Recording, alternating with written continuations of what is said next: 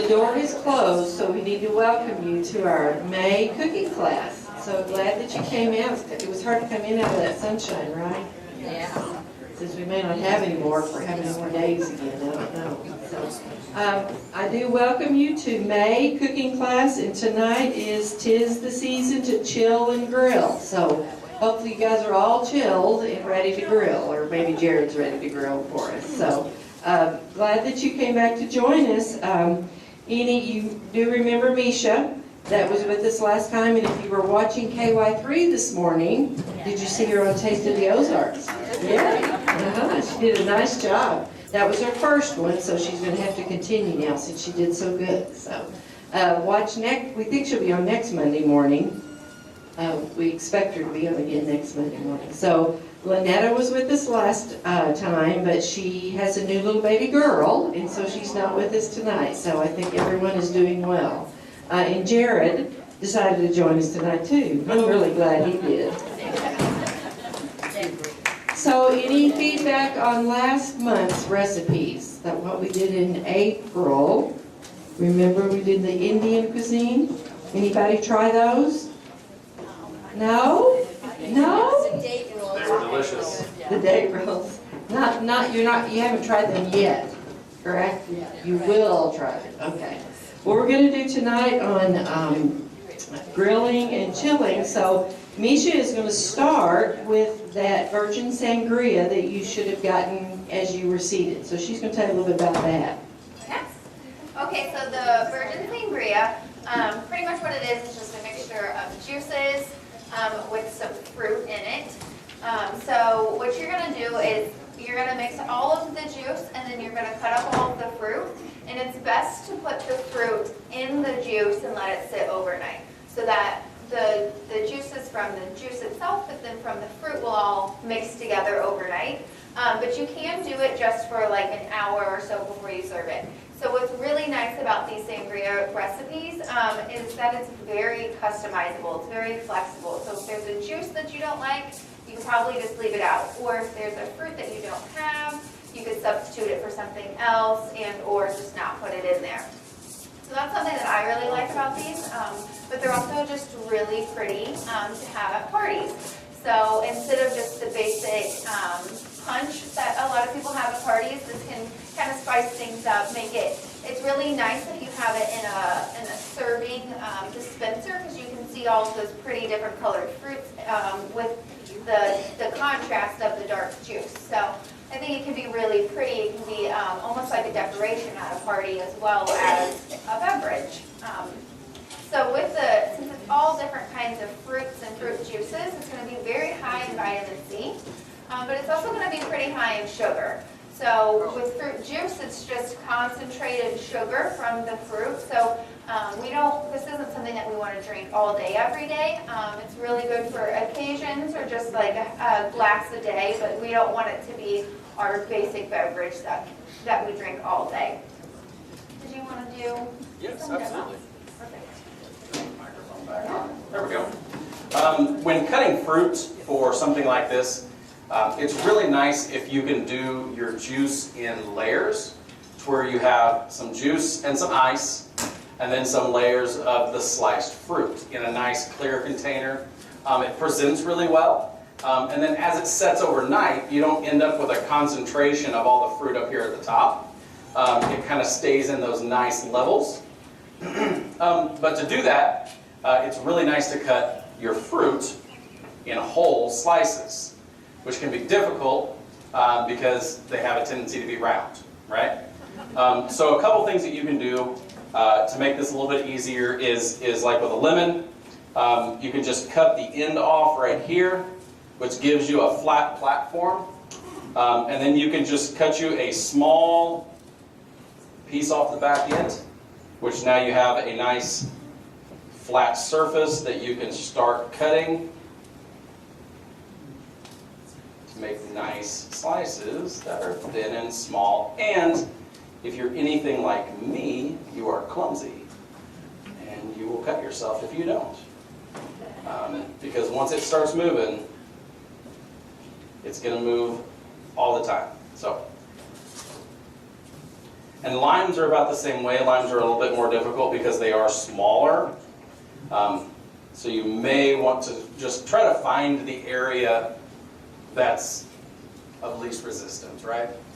Just find the excuse me, the most flattest part of the lime, sliver off a little bit, get you a nice base, and that opens you up to make these nice slices that you can put on the side of the drinks, or that you can add into your sangria.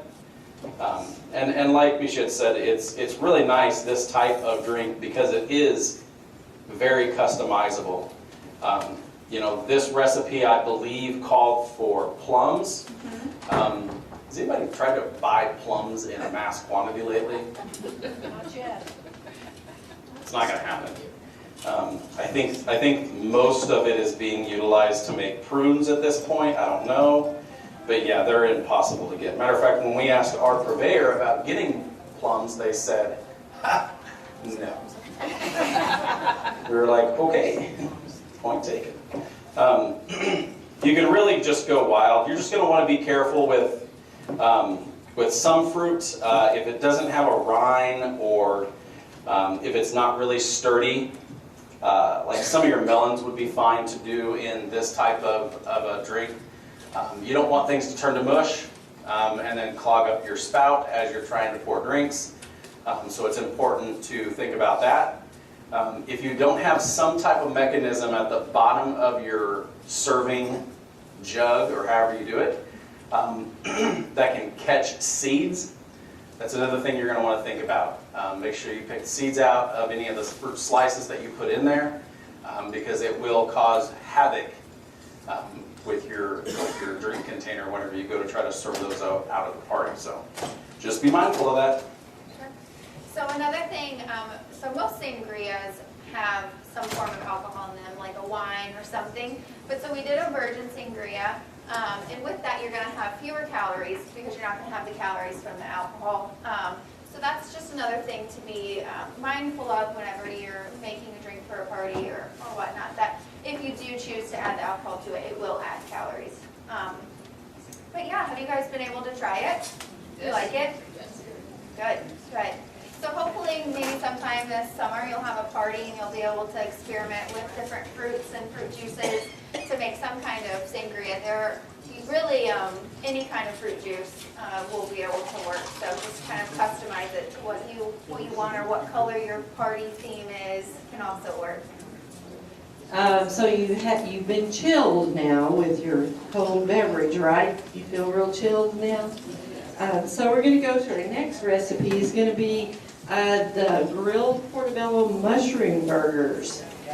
Yum, yum. Are you anxious to start trying that one? So this one has you starting out and marinating those portobello mushroom caps. Jared? Yes. Yes, it does. As you can see, you're going to grill these portobello mushroom caps. Has anybody ever tried to grill a portobello mushroom? A few of you had. It can be a bit tedious. You definitely want to make sure that you do not overcook the mushroom. If you do, it's going to turn to mush. You still want the mushroom to have some substance to it. So you're really not going to cook it for very long, right? You want to get a nice char on it. You want it to get about 140 degrees internal temperature, and that's going to be in the thickest parts of the mushroom cap, right? Or the meatiest part of the mushroom cap. And that's going to make sure that it's safe to eat, obviously.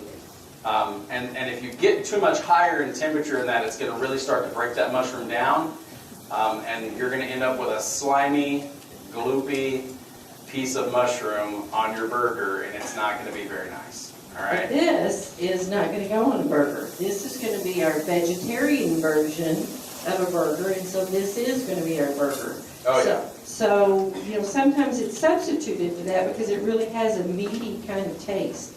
Now, the protein content would not be quite what it would be if you had like a a traditional burger, but it's really not too bad. It's just, if you look at your nutrient analysis, I think it's about 15 grams of protein, and where you probably have 21, 25 grams of protein if you do a traditional burger. Yes.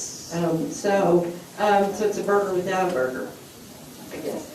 So there is a steak seasoning recipe that Jared developed early today. Yes. And that's what you have also the recipe for. Because with this, we were trying to stay away from sodium. Many of you may need to restrict the sodium in your diet, and so this is a sodium-free steak seasoning recipe. Yes.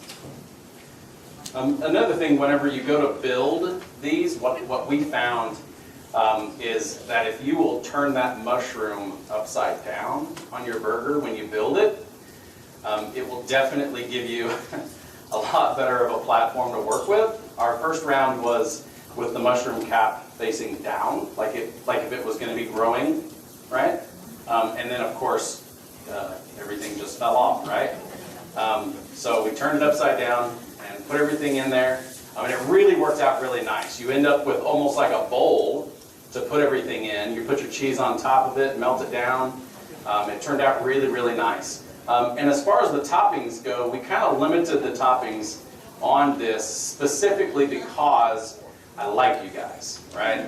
And the more things that we pile on that burger, the more things are going to end up in your lap, right? Or my wife would just tell me to eat over my plate and that wouldn't happen, but you know, you live, you learn, right? So just think about those type of things whenever you're making burgers like this that are kind of odd shaped, maybe something just a little out of the ordinary. You know, whenever you go for toppings and things like that, just keep that in mind. It may be more of a hassle to have all that stuff on the burger, and then you may actually end up losing the flavor profile that you were really shooting for to begin with. So this is your non-burger burger with being the portobello mushrooms. It also calls for reduced fat Swiss cheese. Yeah. And that's kind of hard to find, I've discovered. But Swiss cheese naturally is a little bit less fat than something like a cheddar or an American. So if you do Swiss cheese on it, but you do the full fat, it's still going to be probably less fat than you would do if you did a good old traditional cheeseburger. The other thing is it did in the recipe suggest that you do some low-calorie buns. You may have trouble finding those as well. But you might want to consider doing something like maybe a little slider bun, but you are going to have to chop up that mushroom to be able to get it to fit on those smaller slider buns we decided. Of course, you know, using the spinach, baby spinach on it, using the onion on it, putting the tomato on it, adding some avocado. You can add 1, 2, or all 4 of those things. And of course, that avocado is going to add some monounsaturated fat. The spinach is going to add some vitamin A. So you can kind of change up the accompaniments that you put on any burger, but particularly this one to kind of make it taste differently. So I think it's a good change. If you have any vegetarians in the family, they would probably appreciate doing this if you're doing some traditional grilling at home. So why do we even think mushrooms are a good idea? Mushrooms are really low in calories. 2 portobello mushrooms just have about 37 calories. And you actually get about 2 grams of protein from those. They're also a really good source of potassium. If any of you need some additional potassium in your diet, it's a really good source of that. You know, potassium helps in nerve communication, in our brain function. It also helps with your heart function, your heart to beat on a normal basis. So, you know, eating mushrooms is really can increase your potassium intake quite a bit. You also pick up some niacin or vitamin B3. And then you also pick up some other B vitamins, riboflavin and B6. So they're not just a nice, pretty thing to have, but they actually are fairly dense in nutrients as well. There's about 38,000 different varieties of mushrooms.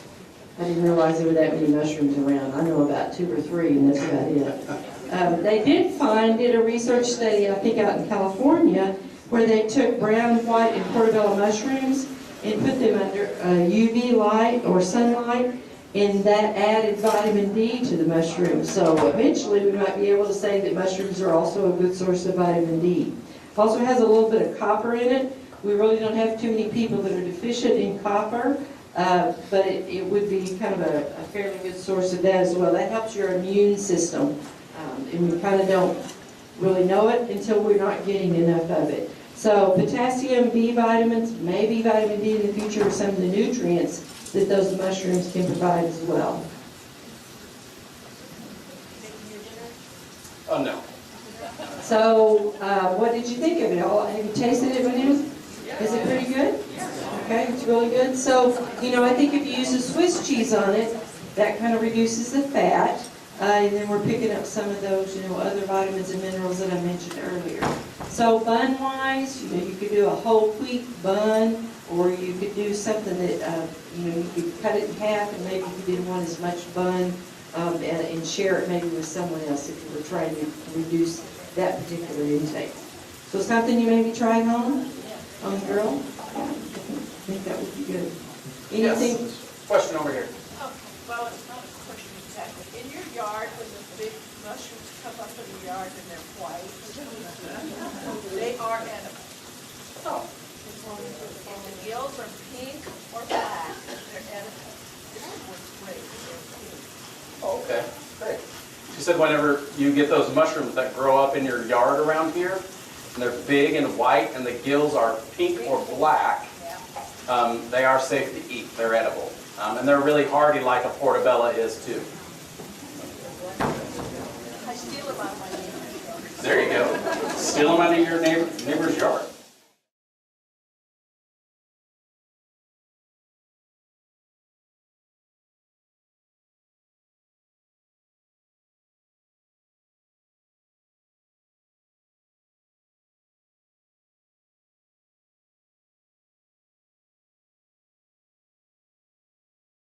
So you can see that this particular recipe, still has some salt in it, but it's probably less than maybe you would use if you purchased a seasoning salt mix. Any other questions or comments about this one? Did you leave the gills in the mushroom, or did you take those out? Left them in. You let them in? Yeah. Yes. Yes. They're okay to eat, as I read. Not a problem with those. And they actually, what I noticed is leaving them in, I did the bottoms first when I seared them, and they seemed to crisp up really, really nice. And so I felt like that was going to make a really nice barrier from keeping as much moisture in, so that it didn't leach out into the burger and all over the bun and make it a mess. So these can work fine working on a good old barbecue grill, right, Jerry? Oh yes, absolutely. Okay. Yep. Very good. So I think maybe I'll try to twist my husband's arm to try that this year. So we'll go ahead and move on to the next recipe, and that is the cauliflower potato salad with potatoes absent. Okay. So has anybody ever used cauliflower in substitution for potatoes? We all probably have, right? So this is using the cauliflower instead of using potatoes. And so the directions for it said you could either cook the cauliflower on top of the stove or in the microwave, or another suggestion I would have is if you have a steamer, you may want to just steam your cauliflower. You have to be kind of careful with this one to not overcook the cauliflower. You don't really want, it kind of gets kind of mushy whenever you start putting that dressing on there and folding that dressing in there. So I would encourage you not to be kind of careful and not overcook it. I actually did it on the stove top and did it for about 5 minutes, and that was really almost too much. So next time around I'm putting it in my steamer for even maybe fewer minutes. So how'd you guys do it down the hall? I actually cut all the florets into small pieces. And we actually have a big steamer. So I just popped it in there for a couple minutes, just enough to get it a little bit softened, and then pulled it out and let it cool. If you can keep water from being on it, you're going to be a lot better off whenever you go to make the potato salad or the cauliflower salad. Because as you know, the florets just hold moisture as much as they possibly can. So if you can cook it in such a way that you're not submerging it in water, it's going to be a lot easier down the road whenever you go to make the salad up. Otherwise, you're going to want to cool it. You're almost going to want to cool it in a strainer. Does anybody have like those basket-like strainers that's all wire mesh? There's usually like an outer layer, an inner layer, and then the outside layer as well. Those would be really good because you're really going to want as much liquid out of that cauliflower as possible. So maybe putting it in the microwave. You could also take it and roast it. I really don't see any reason why you couldn't roast it. You can take the florets, cut all those off, take the rest of it, throw it in your food processor, hit it a couple times with your food processor. You can throw that in there as well. Or you can save that and set that aside and use that as rice maybe later in the week. I've done that with several different items that we've had down there for vegetarian people that came in and then maybe they didn't like rice, they wanted cauliflower instead. And it always turns out really, really well. Yes, you can still tell that it's cauliflower, but it's not bad. And I'm pretty picky whenever it comes to certain dishes, and rice is one of them that I'm pretty picky about. So the dressing is, you can see the ingredients for the dressing, you just whisk that together. We actually modified the original recipe to put light mayonnaise in it, so that will reduce the fat content some, but I think it still has a good taste to it. Of course, the garlic powder, paprika, you're used to using all those things that we've had in classes in the past. And then there it does call for sea salt, but don't really be misled and think you have a lot of less sodium when you use sea salt. So if you're getting sea salt, whenever you look at the ingredient list on it, 1/4 teaspoon of sea salt has 560 milligrams of sodium. But if we look at good old Morton's iodized salt, 1/4 teaspoon has 590.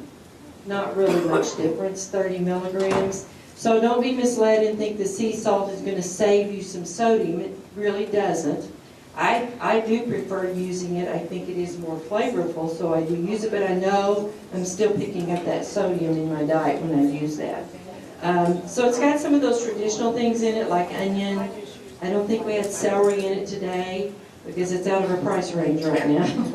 Yeah, unfortunately, celery's So out. hard-boiled eggs, you would typically put in a potato salad. So it has some of the traditional things in the potato salad as well.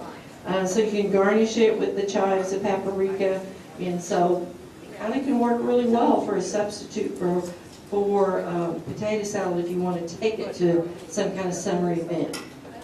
It is a good idea, I think, to chill it before you serve it. I think that does improve it. So, all had a taste of it. What do you think? Good? And the good thing about this is just like several of the other recipes that we've talked about tonight, it really is interchangeable. If you have a potato salad recipe that's family heirloom passed down from your great-great-great-great-grandmother or whatever, you can take that exact recipe and just omit the potatoes, add in the cauliflower, and it's going to work just fine. The only thing that you may have to alter just a little bit is maybe the sauce part of the recipe. You may want to add it, just like the recipe says, add it separately, and add a little bit at a time until you get it to the consistency that you want. Just because of the fact that, like I said earlier, with it being cauliflower, it does like to hold on to moisture. And so whenever you go to mix that up, it may thin that sauce out quite a bit. So just be cautious whenever you go to add it all back together.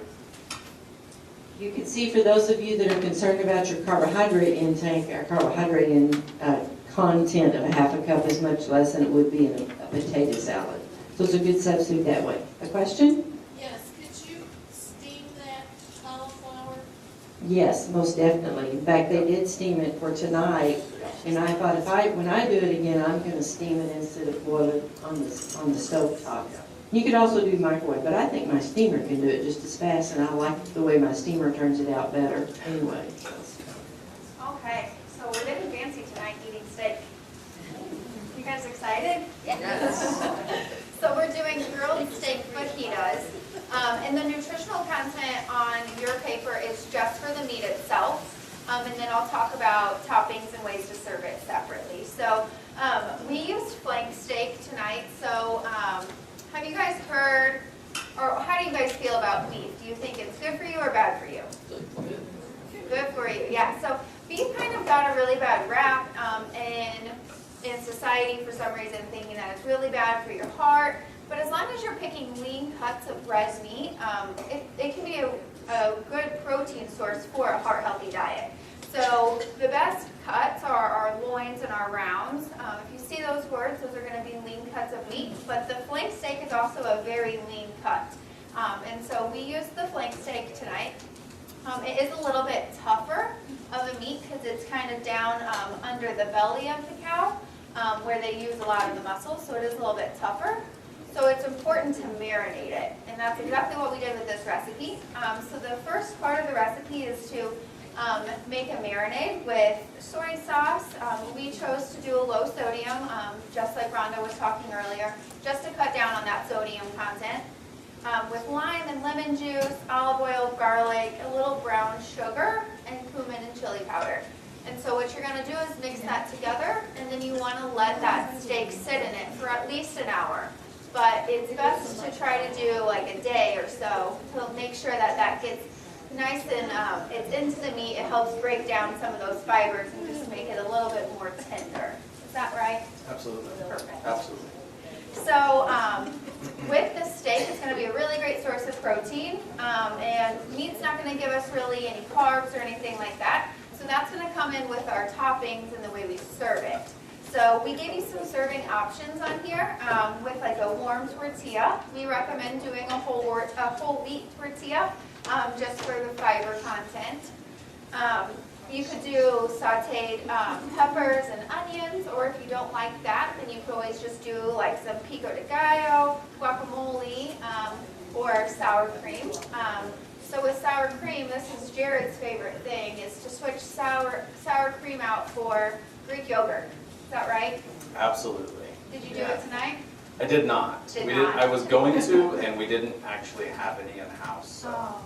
Oh. But we did tacos for Mother's Day at my house this weekend, and I actually bought one of the small containers of low-fat, plain Greek yogurt. And my wife is like, "Why'd you put yogurt on the table?" That's for me. Keep out of my yogurt. You needed to just put it in a different container to Yeah. make a difference. So using the Greek yogurt instead of sour cream helps reduce calories and increase protein. The Greek yogurt's going to have less fat content than the sour cream. You can do a low-fat sour cream if you just can't get over it's a little bit different texture, a little bit more tangy if you do the Greek yogurt, but it does make a pretty good substitute. It's Jared's favorite, so you got to take him for his word. I was sold. And for me, I like it better, not because of its health, not because it's healthier, but just because I like the tanginess that it adds to tacos and fajitas and things like that. And so I usually, my mind tells me that when sour cream has that much more tanginess to it, it's probably bad. And so I don't want to eat it. Well, in this way, it's supposed to be that way, so it works out. Yeah, so with the nutritionals, the steak's going to give you protein. It's going to give you a little bit of sodium from that soy sauce, a little bit of sugar from the brown sugar, but really it's just going to be mainly the protein. And then if you add in the whole wheat tortillas or do chips or something, that's when you're going to start adding carbs. Guacamole and sour cream or Greek yogurt is going to add fat. So you want to make sure that you are adding those things so you have more of a balanced meal. Obviously, you can't eat the meat just by itself, but if you're going to eat it for a meal, you want to make sure that you're adding a couple of extra elements to it so that you're getting more than just that protein. Great. One of the things about flank steak is it can be a bit of a pain to cut. So I wanted to demo for you guys how to manage these funky little pieces of meat. So, get this out.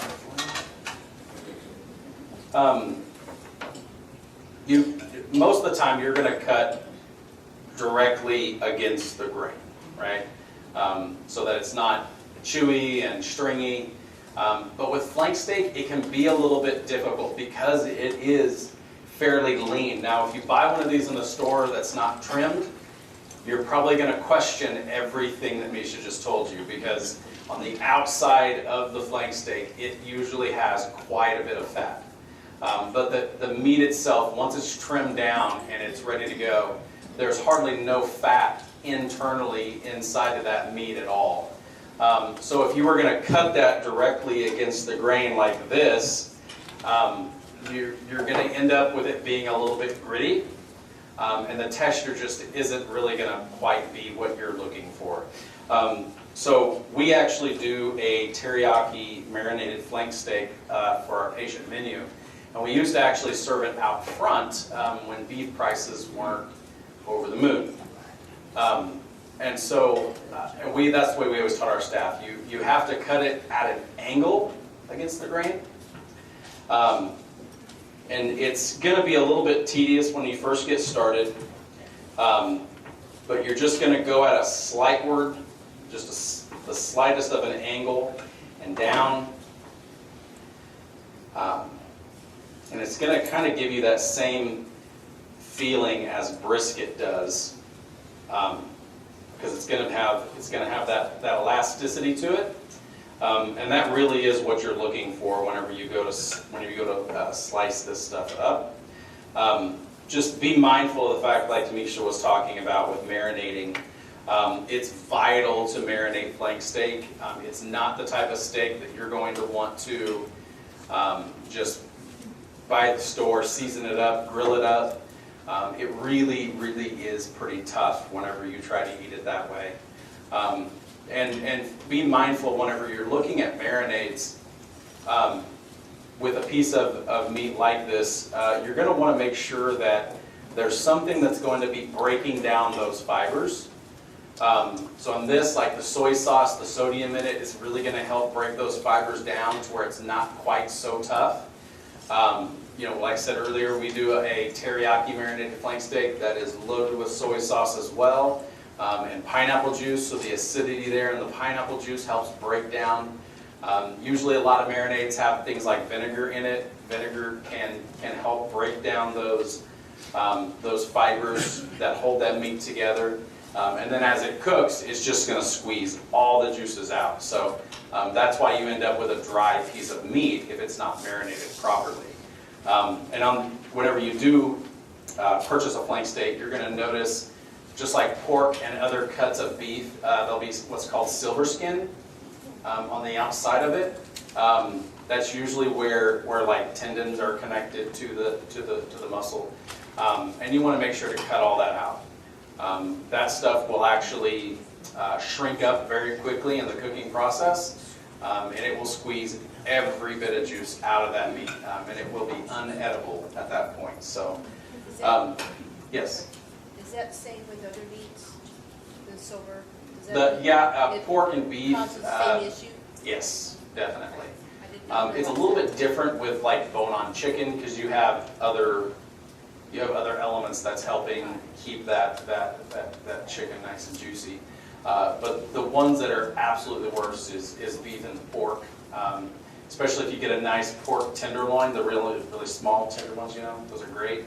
And you look at it, it's nice and big, and then you get it home and you start trimming it up, and it's like, where'd it all go?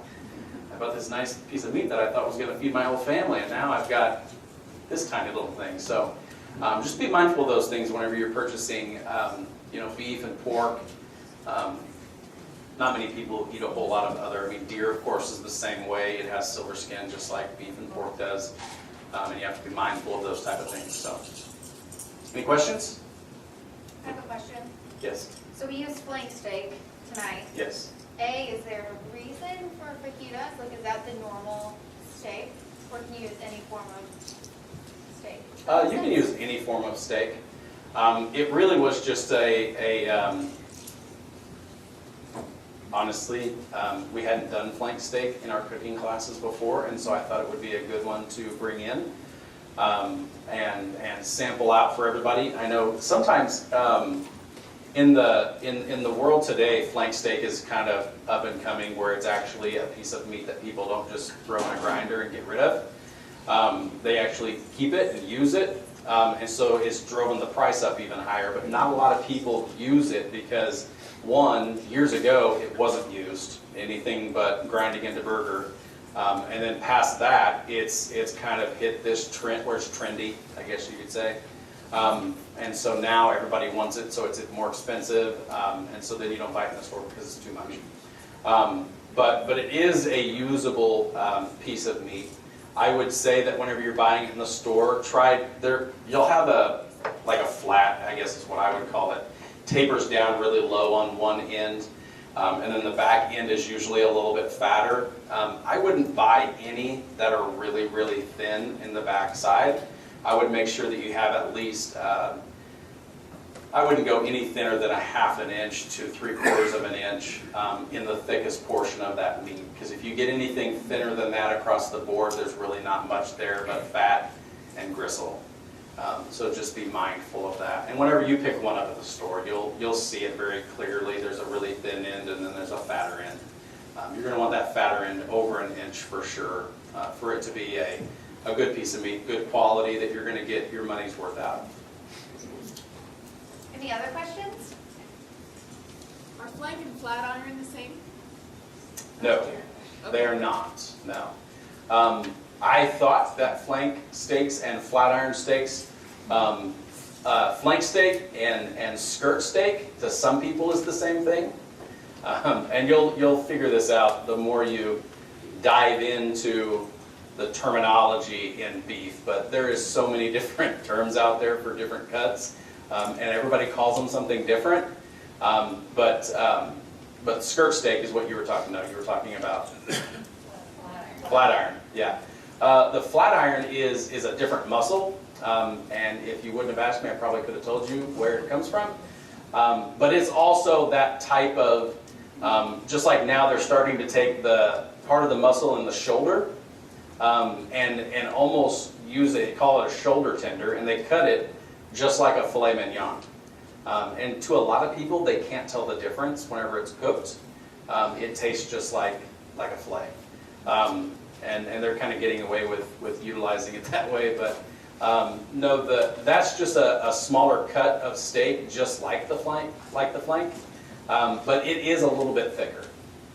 It's a little bit thicker, and I wish I could remember where it is. I want to say it's in the back half, not in the belly region, but in the back.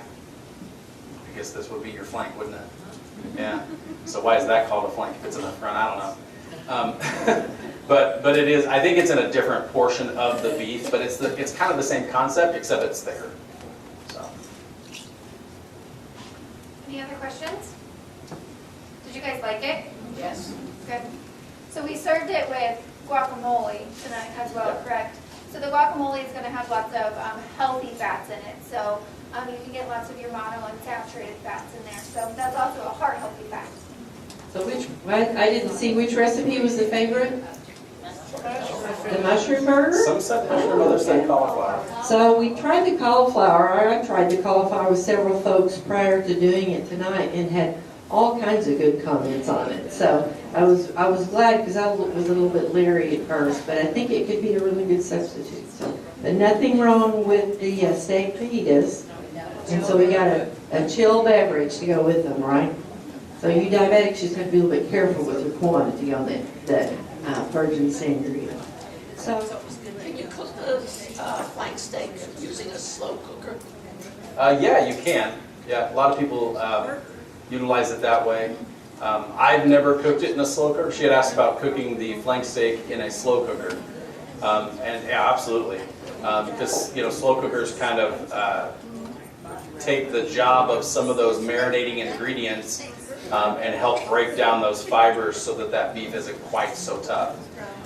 Just helping keep moisture in, and breaking down all that connective tissue to make that a little bit tender, more tender of a piece of meat. Absolutely. I Yes. think, I'm sorry, I have a question about the sangria. You gave a little tip about how to keep the fruit down, Yes. but you said something about putting ice in it. Wouldn't that water it down? Um, I mean, when you leave the fruit in overnight? Yeah, to an extent. Whenever you do your recipe, you're going to probably want to allow, so whatever is called for in water, you're going to leave that out and replace that with ice. And a lot of these, if you get, it depends on the juice that you get in the recipe that you use. And that's the way I've seen a lot of people make this type of recipe, is they'll mix the sangria up completely. And then they'll layer the fruit in a big container. I think we had one, did we? Oh, they put it away. They got rid of it. So, it's all gone. just a nice All big in clear serving container for juices So and you drinks. put your fruit in first, I'm sorry. you put your fruit in first, and then your juice on top? Just put a little bit of fruit down. Your slices of limes, lemons, and different things like that. Lay them down and out throughout it, and then add a little bit of the juice on top of it, and it'll generally stay pretty low. And then you can add a little bit of ice around it, and then put more fruit in. Add a little bit of ice, juice it, a little bit more fruit. Just stagger it throughout there so that whenever it's done and fed up, it's going to stay pretty stationary. But you'll only want to do that when it's ready to serve. You're not going to want to do that with something that you're going to set overnight. Just a good tip to kind of keep that fruit from floating to the top. And you kind of have to make it in stages, so it's tedious. It's not something that I would honestly do, because I can make things taste good, but I can't make them pretty. So that's not my. Not even floating at the top, it looks decorative. Yeah. It still looks like we could probably drink it. Our grape juice is like a Concord grape juice, and so it's really dark purple. And so I was really worried about the sangria. I didn't think that it was going to be very pretty, but everybody else said it looked good. So I'm happy. I'm glad you guys are happy.